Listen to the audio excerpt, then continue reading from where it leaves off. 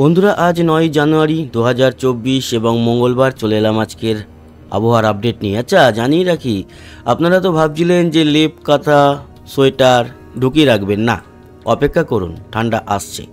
আজকের এই মুহূর্তের উপগ্রহ চিত্র কি বলছে? আমাদের বেঙ্গল জোন একেবারে পরিষ্কার, মেঘমুক্ত আকাশ, রৌদ্রোজ্জ্বল আবহাওয়া। বাংলাদেশও তাই, ত্রিপুরাও তাই, আসামও তাই। তবে ওই সাদা খানিকটা মেঘ কিন্তু উত্তর দিনাজপুর, এদিকে বাংলাদেশের ঠাকুরগাঁও, রংপুরের দিকে দেখা যাচ্ছে। আর মৌলভীবাজার, আগরতলা আর কুমিল্লা, আগরতলা মানে ত্রিপুরার, আর কুমিল্লা, এই জায়গাগুলোতে একটু সাদা মেঘ রয়েছে। বাকি অঞ্চল একেবারে পরিষ্কার। এছাড়া বঙ্গোপসাগর কিন্তু পরিষ্কারই আছে, কিন্তু দক্ষিণ বঙ্গোপসাগরে খানিকটা মেঘ লক্ষ্য করা যাচ্ছে এবং বৃষ্টির মেঘ। এই মেঘের যে দাপট সেটা কিন্তু চলবে আমাদের দক্ষিণ ভারত এবং শ্রীলঙ্কার দিকে। আর মূলত দক্ষিণ ভারতে আমরা দেখতে পাচ্ছি এই সময় খানিকটা বৃষ্টি চলছে, আর আরব সাগরের উপরেও কিন্তু মেঘমুক্ত আকাশ রয়েছে। এই হচ্ছে এই সময়কার পরিস্থিতি। আমাদের বেঙ্গলের দিকে এই মুহূর্তে কিন্তু কোনো রকম বৃষ্টির সম্ভাবনা নেই, তবে তাপমাত্রা বেশ বড় রকমের পতন হবে। সেই বিষয় নিয়ে আসছি। তার আগে আপনাদেরকে দেখিয়ে দিই যে কোনো রকম নতুন ঘূর্ণাবর্ত আমরা বঙ্গোপসাগরে দেখতে পাচ্ছি কিনা। তো বঙ্গোপসাগরের উপরে আমরা এই মুহূর্তে মধ্য বঙ্গোপসাগরে না দেখলেও দক্ষিণে বা ভারত মহাসাগরের কাছে একটা ঘূর্ণাবর্ত রয়েছে, যার জেরে একটি নিম্নচাপ তৈরি হবে এবং সেই নিম্নচাপ শ্রীলঙ্কা ও আমাদের দক্ষিণ ভারতের উপরে কিন্তু একটা ভারী বৃষ্টির সৃষ্টি করবে। তারপর সেটি আস্তে আস্তে আরব সাগরের দিকে চলে যাবে এবং আরব সাগরের দিকে গিয়ে সেটি মিলিয়ে যাবে আরব সাগরে। এই যে ঘূর্ণাবর্তটি, এই ঘূর্ণাবর্তটির জেরে কীরকম বৃষ্টি হবে দক্ষিণ ভারতে একটু আপনাদের দেখিয়ে দিই। তো রেন অ্যান্ড থান্ডারে চলে এলাম। দেখুন, এখনও কিন্তু এই মুহূর্তে এই ঘূর্ণাবর্তর জেরে বৃষ্টি আমরা দক্ষিণ ভারতে, মানে বিশেষ করে কেরালা, তামিলনাড়ু, কর্ণাটকের দিকে দেখতে পাচ্ছি, আর শ্রীলঙ্কার উপরে। এর পরবর্তী সময়ে এই বৃষ্টি চলতে থাকবে এবং 10-11 তারিখ অবধিও যদি আমরা দেখি এই বৃষ্টি কিন্তু চলবে, টানাই চলবে কয়েকদিন ধরে। তবে এই বৃষ্টির জের আমাদের বেঙ্গল জোনের দিকে আসবে না। আপনাদের দেখিয়ে দিই, এ হচ্ছে আমাদের পশ্চিমবঙ্গ, এ হচ্ছে বাংলাদেশ, এ হচ্ছে ত্রিপুরা এবং আসাম উপরে, এবং এই শিলচরের দিক থেকেই আসাম পুরোটা।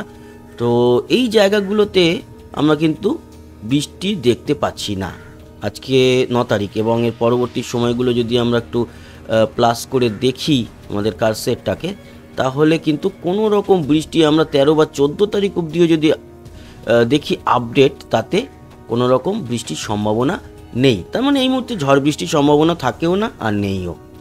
এবার আসি গুরুত্বপূর্ণ, সেটা হচ্ছে তাপমাত্রা। তবে তার আগে একবার 3 দিন ও 5 দিনের বৃষ্টির পরিমাণটা দেখে নেব। দেখুন, আমাদের দক্ষিণ ভারত এবং শ্রীলঙ্কায় আগামী 3 দিন ও 5 দিনে ভালোই বৃষ্টি দেখতে পাচ্ছেন, কিন্তু আমাদের বেঙ্গল জোনে কোথাও কিন্তু কোনো বৃষ্টি নেই। আছে গ্যাংটকের কাছে খুব ছিটে ফোটা একটু বৃষ্টি আমরা দেখতে পাচ্ছি আগামী 5 দিনের মধ্যে, কিন্তু পুরো পশ্চিমবঙ্গ, বাংলাদেশ, ত্রিপুরা, আসাম কোথাও কিন্তু কোনো বৃষ্টি নেই। আপনাদের সেটাই দেখিয়ে দিলাম। এবার আসবো টেম্পারেচার, তাপমাত্রা কীরকম দেখতে পাচ্ছি আমরা। আজকের এই মুহূর্তে সর্বোচ্চ তাপমাত্রা রয়েছে আমাদের দক্ষিণবঙ্গে, কলকাতায় 26, পুরুলিয়ায় 25, দুর্গাপুর 26, সিউড়ি, বীরভূম 25-এর মতো। এছাড়া পূর্ব মেদিনীপুরে 26, পশ্চিম মেদিনীপুর 26, ঝাড়গ্রামে 25, বাঁকুড়া 25, চন্দননগর 25, কলকাতা 26 বললাম, 24 পরগনাও কিন্তু 25-এর মধ্যে। এটাই হচ্ছে তাপমাত্রা এই মুহূর্তের। নদিয়া 25, বর্ধমান 26 দেখালাম যেটা, এবং এদিকে মুর্শিদাবাদ 24। উত্তরে গেলে মালদা 24 এবং দক্ষিণ দিনাজপুর 23, উত্তর দিনাজপুরও কিন্তু 23-এর মতো। আর এদিকে আমরা যদি উত্তরে গিয়ে শিলিগুড়ি দেখি, তাহলে 22 এবং কোচবিহার 23-এর মতো। আর এদিকে আমরা দেখতে পাচ্ছি যে বাংলাদেশ উত্তরে 23-24, দক্ষিণেও 24, মধ্য বাংলাদেশ 24, সিলেটে 24, মানে পুরো বাংলাদেশ এই মুহূর্তে 24 তাপমাত্রা। চিটাগাং, মহেশখালীর দিকে 1 ডিগ্রি বেশি 25, ত্রিপুরা এই মুহূর্তে 24-25, শিলচর 24, আসামের গোয়ালপাড়া, গুয়াহাটি 23-24। তার মানে এই মুহূর্তে যদি আমাদের পুরো বেঙ্গল জোন, মানে পশ্চিমবঙ্গ, বাংলাদেশ, ত্রিপুরা, আসাম, এর তাপমাত্রা এক কথায় বলা যায়, আমি বলবো একেবারে ব্যালেন্স তাপমাত্রা হচ্ছে 24। ঠিক আছে, এটাই সর্বোচ্চ। আর আজকের রাত্রির 11টার দিকে কীরকম তাপমাত্রা হবে সেটা আপনাদের জানিয়ে দিই, তারপরে আসছি যে কবে থেকে আবার জাঁকিয়ে ঠান্ডা পড়বে। তবে এই কটা দিন যে একেবারে ঠান্ডা থাকবে না তা নয়, ঠান্ডা তো থাকবে, আপনারা যেরকম ঠান্ডা পাচ্ছেন সেরকমই। যেমন পুরুলিয়ার দিকে একটু ঠান্ডাটা বেশি থাকবে, পুরুলিয়ায় 15 ডিগ্রি তাপমাত্রা, বাঁকুড়া 15, দুর্গাপুর 15, সিউড়ি বীরভূমে 14-15 মতো থাকবে।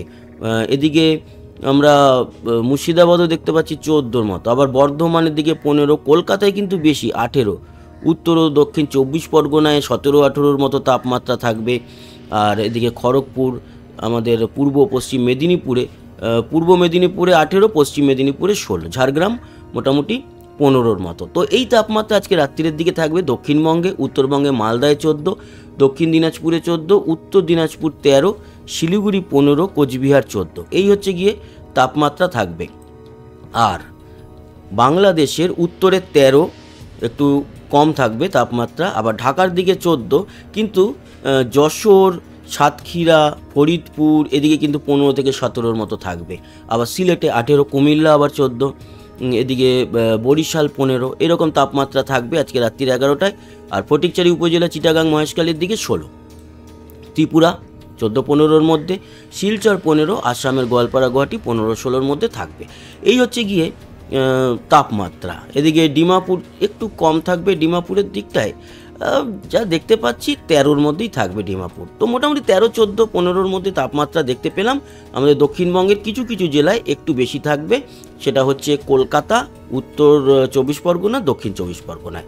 আর একেবারে যে কম থাকবে সব জায়গাতে তা নয়, 15 মতো থাকবে, যেখানে 10-11 নেমে এসেছিল। এবার আসি কালকে ভোরবেলায় তাপমাত্রা কত থাকবে। তো কাল ভোরে সব জায়গাতেই 2-3 ডিগ্রি করে কমবে। পুরুলিয়ায় 15 থেকে 13 চলে আসবে ভোর 5টায়, আবার কলকাতায় 4 ডিগ্রি কমে 14 চলে আসবে, এবং বীরভূমের দিকে থাকবে 13 মতো, বর্ধমান 13, পুরো দক্ষিণবঙ্গ জুড়ে 13-14 মধ্যে থাকবে। উত্তরে গেলে মালদায় 14, দক্ষিণ দিনাজপুরে দেখতে পাচ্ছি 12 মতো, উত্তর দিনাজপুরে 11, শিলিগুড়ি 14, কোচবিহার, আলিপুরদুয়ার 11-12 মতো।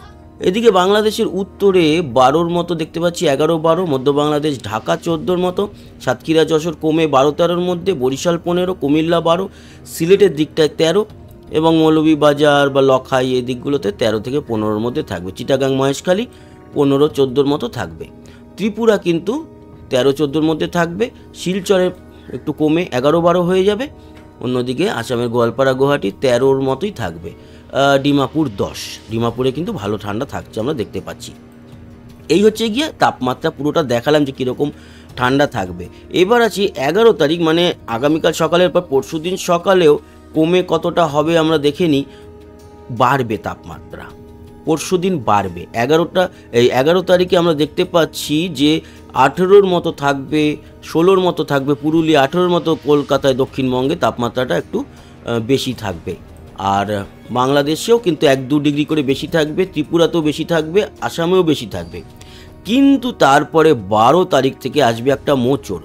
12 তারিখ থেকে তাপমাত্রা এক লাফে পুরুলিয়াতে 10-11 চলে আসবে, কলকাতায় 11-12 চলে আসবে, এবং দক্ষিণবঙ্গে সব জায়গাতেই 10-11 মধ্যে, চন্দননগর 11। তার মানে এই যে আগামীকাল একটু গরম থাকবে, আগামীকালকের পর পরশুদিন সকালেও গরমটা থাকবে, কিন্তু তারপর আমরা দেখতে পাচ্ছি 11 তারিখে সারাদিনের পর রাতের দিক থেকে তাপমাত্রা আস্তে আস্তে পড়ে মাঝরাতের দিকে বেশ খানিকটা পড়ে গিয়ে 11-12 চলে আসবে।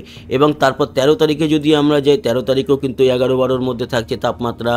তারপরে আমরা যদি 14 তারিখে যাই, 14 তারিখেও কিন্তু ভোরের দিকে তাপমাত্রা 11-12 মধ্যে থাকছে। তো এইরকমই তাপমাত্রা আপাতত থাকবে। তার মানে এক ঝটকায় 4-5 ডিগ্রি কমে যাবে কিন্তু 11 তারিখ থেকে তাপমাত্রা। 12 তারিখ সকাল থেকে বা 11 তারিখ মাঝরাত থেকে। ওকে, তো 11 তারিখ মাঝরাত থেকে যে তাপমাত্রা বড় পরিবর্তন সেটা কিন্তু আমরা লক্ষ্য করতে পারবো। তার কারণ দেখুন, 11 তারিখের মাঝরাত 12টা নাগাদ তাপমাত্রা দেখছি কলকাতায় 16, আর তারপরেই সেটা ভোরবেলায় 3-4টের দিকে হয়ে যাচ্ছে 12। তার মানে এক ঝটকায় কিন্তু তাপমাত্রা একটা বড়সড় হেরফের হবে। তো বন্ধুরা, এই ছিল আলোচনা, আশা করি আপনাদের কাজে লেগেছে। সঙ্গে থাকবেন, সাবস্ক্রাইব করে লাইক শেয়ার অবশ্যই করবেন, কমেন্ট বক্সে আপনার গুরুত্বপূর্ণ মতামত জানাবেন। আসি আবার দেখা হবে, সবাই ভালো থাকবেন, সুস্থ থাকবেন, টাটা।